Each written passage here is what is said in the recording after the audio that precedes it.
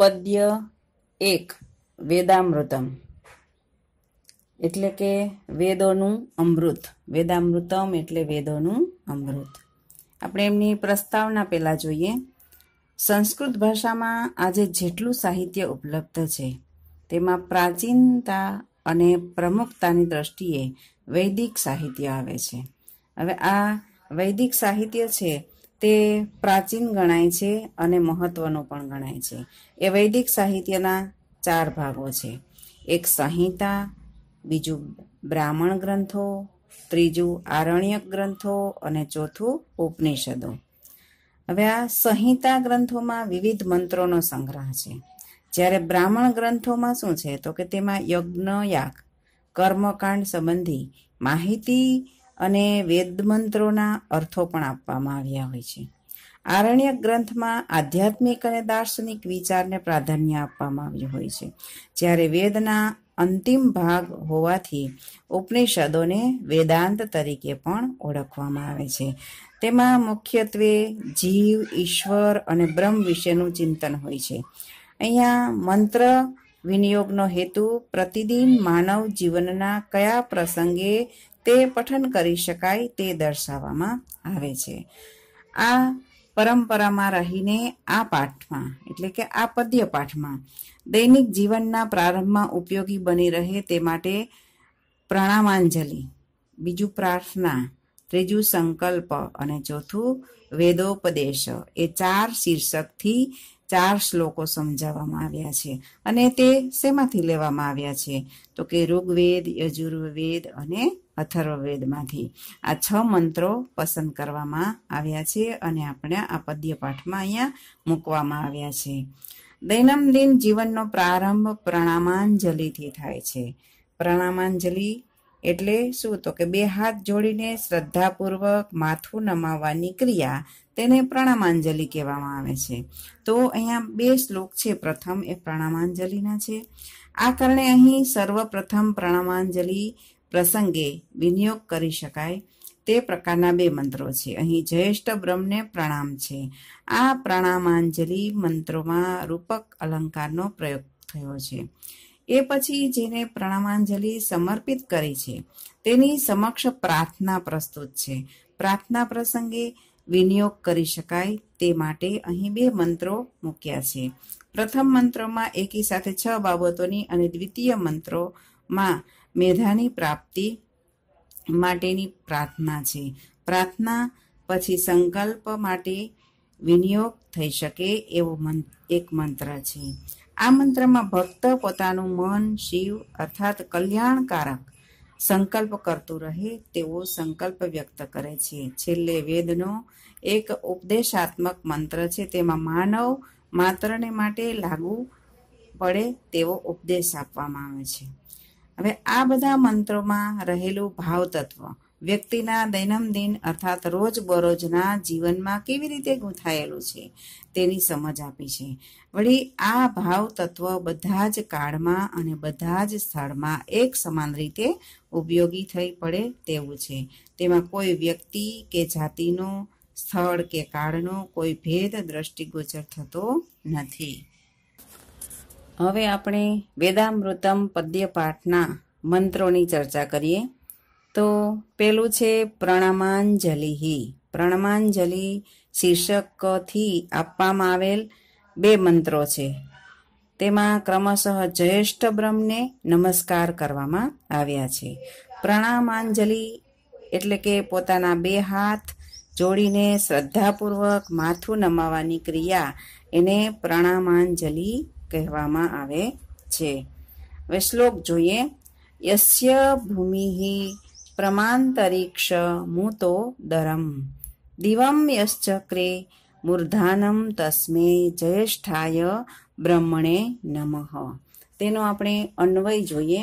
ભૂમિઃ યસ્ય પ્રમા અંતરિક્ષમ ઉદરમ ઉતયઃ દિવમ મૂર્ધાનમ ચક્રે તસ્મે જ્યેષ્ઠાય બ્રહ્મણે નમઃ ભવન્તુ. હવે આપણે આમાં શબ્દોના અર્થ લઈએ તો યસ્ય જેની, ભૂમિ એટલે ધરતી પૃથ્વી, પ્રમા એટલે ઓળખ, ઓળખ અને એ અર્થાત એ પણ કહેવાય છે કે યથાર્થ જ્ઞાનનું સાધન છે. ઉત એટલે અને અંતરિક્ષમ એટલે અંતરિક્ષને. અંતરિક્ષ કોને કહેવામાં આવે છે? તો કે પૃથ્વી અને દ્યુલોક એ વચ્ચેના આકાશીય ભાગ, એટલે કે સ્વર્ગ અને પૃથ્વી વચ્ચેનો પ્રદેશ, જેને એક સ્વતંત્ર લોક કહેવામાં આવે છે. ઉદરમ એટલે પેટ, યહ એટલે જેણે, દિવમ એટલે દ્યુલોકને સ્વર્ગલોકને, મૂર્ધાનમ એટલે મસ્તક માથું, ચક્રે એટલે પરોક્ષ કર્યા છે, બનાવ્યા છે, તસ્મે તેને, જયેષ્ઠાહ એટલે મોટું, જ્યેષ્ઠ એટલે સૌથી મોટું એવા, બ્રાહ્મણે એટલે બ્રાહ્મણને, નમઃ એટલે કે અમારા નમન થાઓ, આવા બ્રાહ્મણને હું નમન કરું છું. એનો અનુવાદ જોઈએ. ભૂમિ જેના યથાર્થ જ્ઞાનનું સાધન છે, અંતરિક્ષ જેનું ઉદર છે, તથા દ્યુલોકને જેણે પોતાના મસ્તક પર ધારણ કર્યો છે, તે જ્યેષ્ઠ બ્રહ્મને અમારા નમન થાઓ.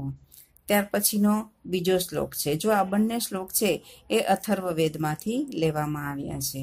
બીજો શ્લોક, યસ્ય સૂર્યશ્ચ ક્ષુચંદ્રમોક્ષ પુનર્ણ વહ અગ્નિ યશ્ચક્ર અસ્યમ તસ્મે જ્યેષ્ઠાય બ્રાહ્મણે નમઃ.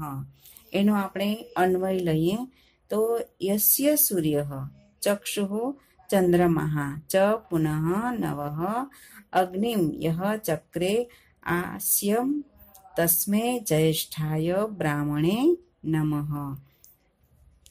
હવે આપણે એનો અર્થ લઈએ તો સૂર્ય એટલે સૂર્ય, આદિ રવિ પણ કહેવામાં આવે છે અને આદિત્ય પણ કહેવામાં આવે છે. ચ એટલે તથા, પુનઃ એટલે કે ફરી ફરીને, વારંવાર, નવઃ એટલે નવો થતો, નવીન, નવઃ એટલે નવો થતો, ચંદ્રને તેની 16 કળાઓના આધારે ફરી ફરીને નૂતન થનારો કહ્યો છે, એટલે અહીંયા નવઃ નવો થતો, ચંદ્રમા હા એટલે ચંદ્રમા, યસ્ય જેની, ચક્ષુઃ એટલે આંખ, જેની આંખ, નેત્રો, યહ એટલે જેણે, અગ્નિમ એટલે અગ્નિને, આસ્યમ એટલે મુખ, મોઢું, ચક્રે એટલે બનાવ્યું, જ્યેષ્ઠ એટલે જ્યેષ્ઠને, સૌથી મોટા એવા જ્યેષ્ઠને, બ્રાહ્મણે એટલે કે બ્રાહ્મણને, પરમ તત્વને. હવે એનો અનુવાદ જોઈએ. સૂર્ય તથા વારંવાર નવીન થનારો ચંદ્રમા જેના નેત્રો છે, જેને અગ્નિને પોતાનું મુખ બનાવ્યું છે, તેવા જ્યેષ્ઠ બ્રહ્મને, શ્રેષ્ઠ પરમ તત્વને અમારા નમન થાઓ. હવે આ બે મંત્રો છે એ બે મંત્રોમાં તે પરમ તત્વને માનવીય શરીરનું રૂપક આપવામાં આવ્યું છે. જેમ માનવ દેહમાં શું હોય છે તો કે મસ્તક, આંખ, મુખ અને ઉદર હોય છે, તેમ આ સંસાર રૂપી શરીરમાં અંતરિક્ષ જેનું ઉદર છે, દ્યુલોક જેનું મસ્તક છે, સૂર્ય અને ચંદ્ર જેની આંખો છે, તથા અગ્નિને જેણે પોતાનું મુખ બનાવ્યું છે, એવા પરમ બ્રહ્મને નમસ્કાર કર્યા છે. અહીં સૃષ્ટિના સર્જનહાર, આધાર અને પાલન કરતા તે શ્રેષ્ઠ તત્વને મનુષ્ય શરીરનું સુંદર રૂપક આપવામાં આવ્યું છે. આ બંને શ્લોકમાં છેલ્લે આપેલું છે તસ્મે જ્યેષ્ઠાય બ્રાહ્મણે નમઃ, તે શ્રેષ્ઠ પરમ તત્વને નમન હો. આ પંક્તિ છે તે સસંદર્ભ પંક્તિ સમજાવો તેમાં પૂછાય. તો આપણે એ રીતે સમજીએ તો તેનું સ્પષ્ટીકરણ આપણે પહેલાં તો કરવાનું હોય કે આ પંક્તિ કેમાંથી લેવામાં આવી છે. તો કે આ પંક્તિ વેદામૃતમ નામના પદ્યપાઠમાંથી લેવામાં આવી છે. અને આ શ્લોક શેમાંથી લેવામાં આવ્યો છે તો કે અથર્વવેદમાંથી લેવામાં આવ્યો છે. તો કે અથર્વવેદના કાંડ 10 સૂક્ત 7માંથી આ મંત્ર 32 અને 33માંથી લેવામાં આવ્યો છે. હવે આપણે સસંદર્ભ પંક્તિની રીતે સમજીએ તો પ્રસ્તુત મંત્રોના દ્રષ્ટા ઋષિએ સમગ્ર સૃષ્ટિમાં વ્યાપીને રહેલા તે જ્યેષ્ઠ બ્રહ્મને પ્રણામ કરીને પ્રણામાંજલિ આપી છે. આ મંત્રોમાં ઋષિ કહે છે કે ધરતી બ્રહ્મની ઓળખરૂપ છે, જેના પગના તળિયા સમાન છે, અંતરિક્ષ જેનું ઉદર છે અને દ્યુલોક જેનું મસ્તક છે, તે શ્રેષ્ઠ બ્રહ્મને નમન છે. સૂર્ય અને પોતાની કળાઓથી ફરી ફરીને નવીન થતો ચંદ્ર, જેના નેત્રો છે, અગ્નિને જેણે પોતાનું મુખ બનાવ્યું છે, તેવા શ્રેષ્ઠ પરમ તત્વને અમારા નમન થાવો.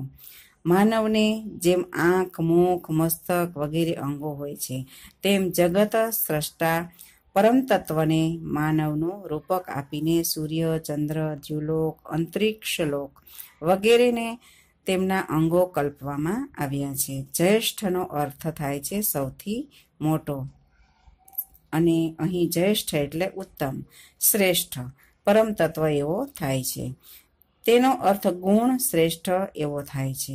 અહીં સંસાર રૂપી શરીરના અંતરિક્ષને પેટ, દ્યુલોકને મસ્તક, સૂર્ય ચંદ્ર બે આંખો તથા અગ્નિને તેનું મુખ કલ્પીને આવા જ્યેષ્ઠ બ્રહ્મને નમન કરવામાં આવ્યા છે. હવે આ જ્યેષ્ઠ બ્રહ્મ શબ્દ છે તે વિવરણાત્મક નોંધમાં પણ પૂછાય છે. તો આપણે એને એ રીતે પણ સમજીએ કે સામાન્ય રીતે જ્યેષ્ઠનો પ્રચલિત અર્થ શું થાય, તો કે વયમાં મોટો હોય તેને આપણે જ્યેષ્ઠ કહીએ છીએ, જ્યેષ્ઠ માનવામાં આવે છે. પરંતુ એનો એક અર્થ ગુણ શ્રેષ્ઠ પણ થાય છે. જ્યેષ્ઠ બ્રહ્મ વિશે દાર્શનિકોના બે મત છે. એક માન્યતા અનુસાર જ્યેષ્ઠોમાં સૌથી મોટો છે તે જ્યેષ્ઠ બ્રહ્મ જ છે. બીજા તેનાથી કનિષ્ઠ એટલે કે નાના છે. જ્યારે બીજી માન્યતા વેદાંતના અપર બ્રહ્મ અને પરબ્રહ્મ સમાન છે. અહીં જ્યેષ્ઠ બ્રહ્મને માનવ શરીરનું રૂપક આપવામાં આવ્યું છે. જેમ મનુષ્ય શરીરમાં માથું, આંખ, મુખ તથા ઉદર છે, તેમ આ સમગ્ર સૃષ્ટિરૂપી શરીરમાં અંતરિક્ષ જેનું ઉદર છે, દ્યુલોક મસ્તક છે, સૂર્ય અને ચંદ્ર નેત્ર સ્વરૂપ છે તથા અગ્નિ જેનું મુખ છે, તેવા પરમ તત્વને કલ્પવામાં આવ્યા છે. બ્રહ્મ શબ્દ અનેક અર્થમાં પ્રયોજાયેલો છે.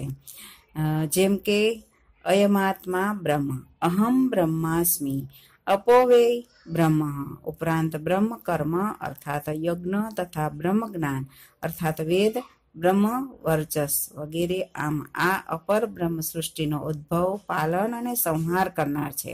પરંતુ અંતરિક્ષમાં જ્યાં સૃષ્ટિ થઈ જ નથી, ત્યાં તે પરમ કે શ્રેષ્ઠ બ્રહ્મ છે એવી વિદ્વજનોની ધારણા છે. કોઈ પણ ભાષામાં જ્યારે રૂપક પ્રયોજવામાં આવે છે ત્યારે તે ભાષા અલંકૃત બની જાય છે. સામાન્ય વાગ વ્યવહારમાં અલંકૃત ભાષાનો પ્રયોગ જ કરતા સાહિત્યમાં તથા સભામાં તે લોકોએ અલંકૃત વાણીથી પ્રયોજવી